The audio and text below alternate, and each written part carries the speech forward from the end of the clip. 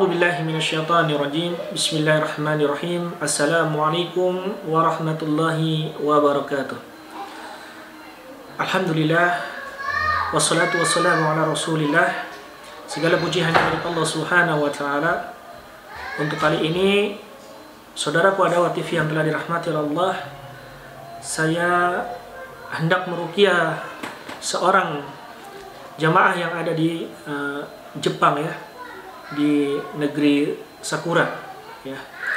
Dan insya Allah dikarenakan jarak kita berbeda negara jauh, maka insya Allah kita ruqyah dengan via Zoom, insya Allah ya. Mudah-mudahan Allah memberikan kesembuhan untuk si Marki tersebut.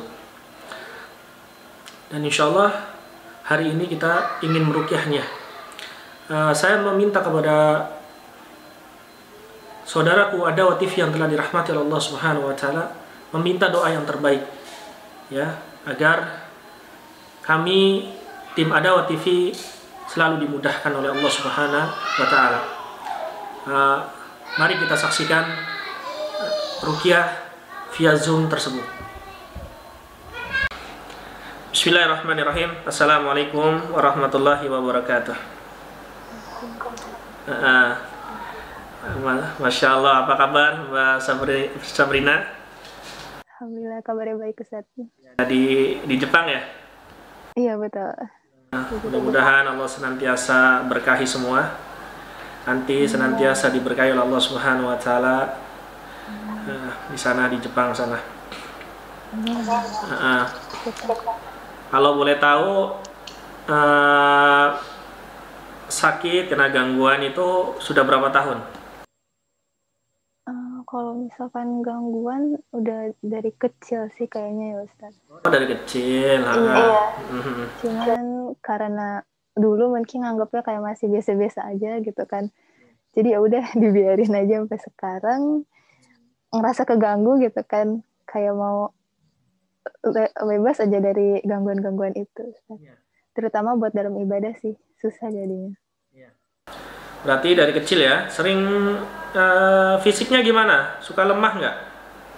Fisiknya itu kadang kalau misalnya lagi semangat banget Ustaz. Cuman tiba-tiba gitu sering lelah gitu, lemas gitu. Sering lelah ya? Iya, kayak gitu. Iya, makanya sering lelah. Iya, sering lelah gitu kan? Iya. Gitu. Suka pingsan nggak? Nggak pernah. Nggak pernah ya? Nggak pernah. Bisa melihat syaitan? Beberapa kali pernah. Tapi nggak setiap kali. Nggak setiap saat. Kenalan kali sama Mbak Sabrina. Iya. Jadi kalau beberapa kali sering pernah lihat seton ya? Pernah, Ustaz, pernah.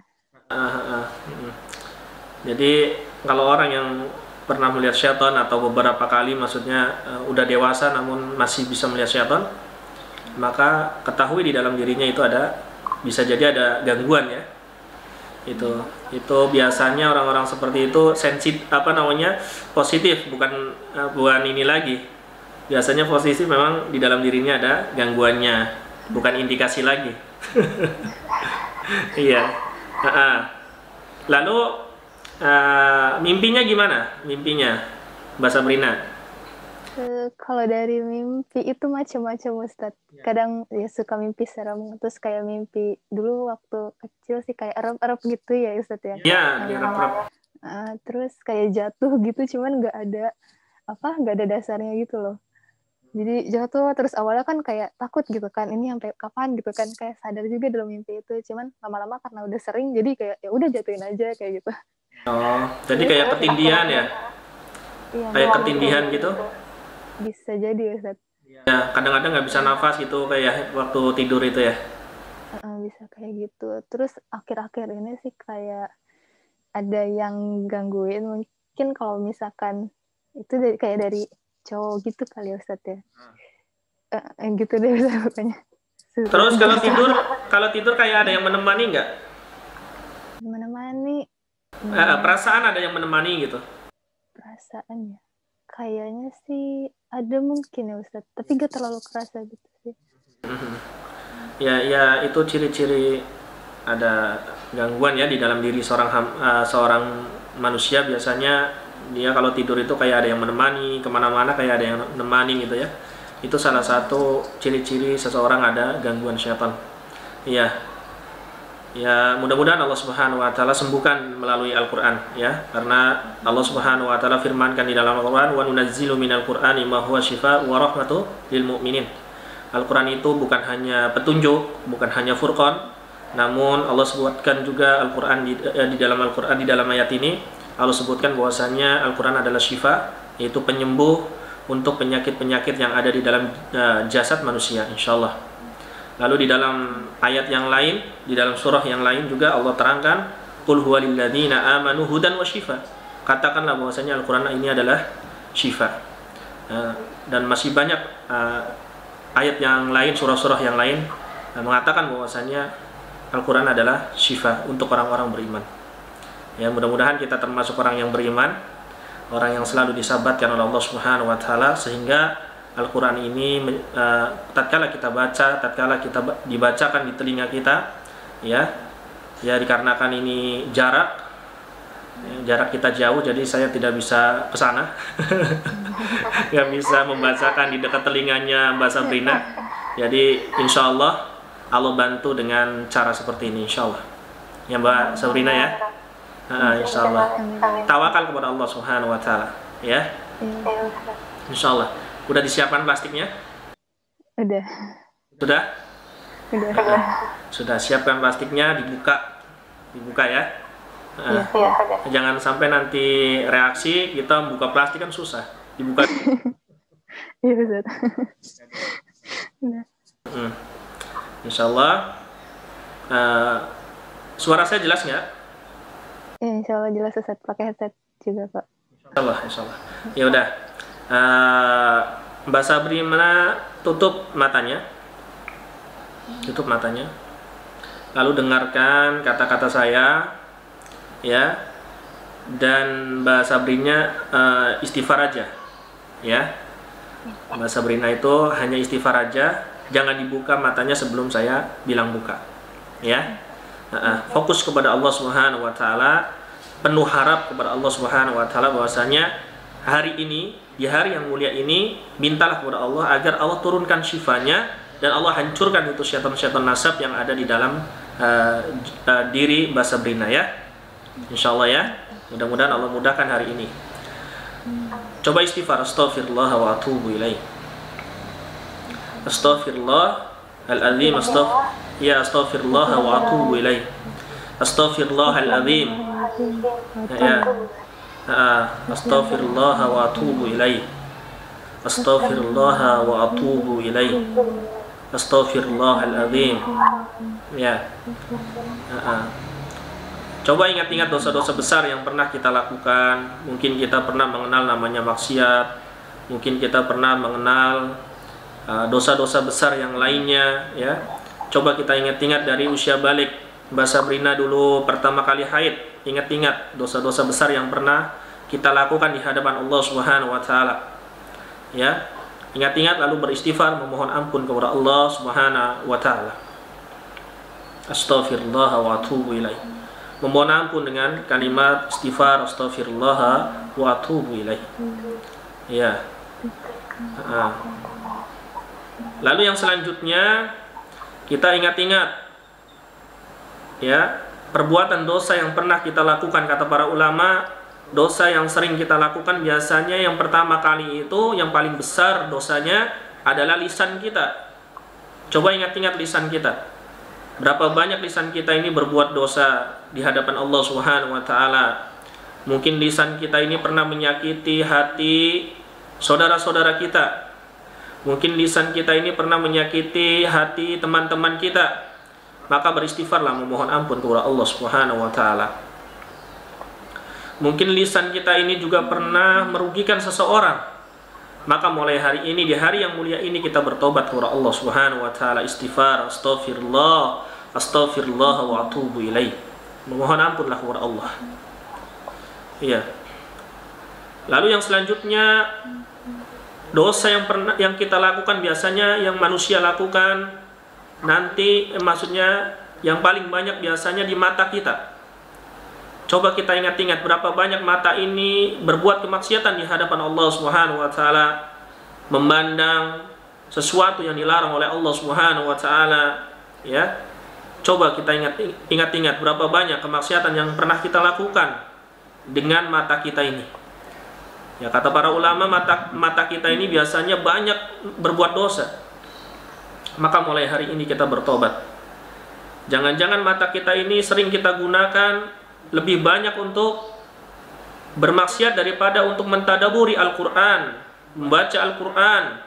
Maka mulai hari ini kita bertobat kepada Allah Subhanahu wa taala. Ya Allah, ya Rabb, hamba memohon ampun ya Allah dari segala dosa-dosa kemaksiatan yang pernah hamba lakukan dengan mata hamba ini ya Allah. Maka mulai hari ini, di hari yang mulia ini, hamba bertobat ya Allah. Istighfar, memohon ampun. Lalu yang selanjutnya, dosa-dosa yang pernah kita lakukan dengan telinga kita.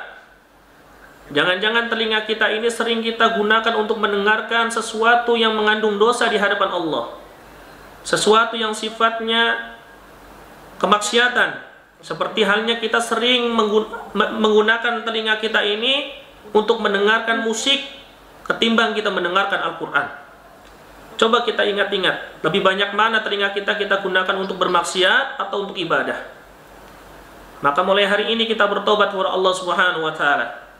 Jangan-jangan telinga kita ini sering kita gunakan untuk mendengarkan musik, terus mendengarkan sesuatu yang dilarang oleh Allah Subhanahu wa taala. Maka mulai hari ini kita bertobat. Jadilah orang pemaaf. Maafkan seluruh orang-orang terdekat yang pernah menyakiti hati kita. Baik.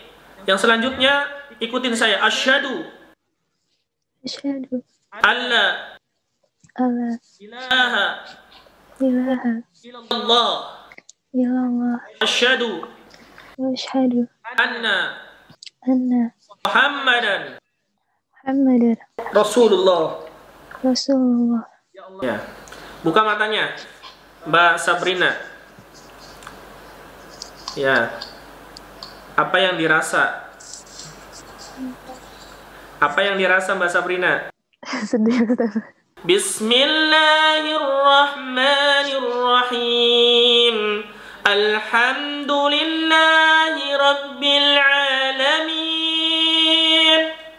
Ar-Rahmanir-Rahim. Malik yaumiddin. Iyyaka na'budu wa iyyaka nasta'in. Ihdinas siratal mustaqim, siratal ladzina an'amta 'alaihim ghairil maghdubi 'alaihim waladdallin. Ukhruju ya Allah. Ayo keluar seluruhnya kalian. Boleh Mbak Sabrina, dari perut coba ditarik, arahkan ke mulut. Arahkan ke mulut. Bismillah, Allahu Akbar.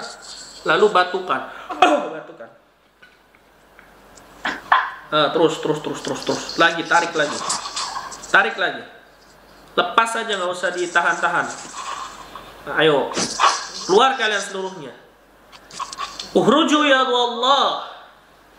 Keluar kalian wahai musuh-musuh Allah. Terus semuanya yang ada di lambungnya, yang mungkin syaitan dari kalangan jin yang sudah bersarang di lambungnya, maka keluar kalian seluruhnya. Yang ada di pundaknya, yang ada di tengkuknya, yang ada di tulang ekornya, naik melalui mulut, lalu keluar kalian seluruhnya wahai syaitan. Terus semuanya keluar kalian.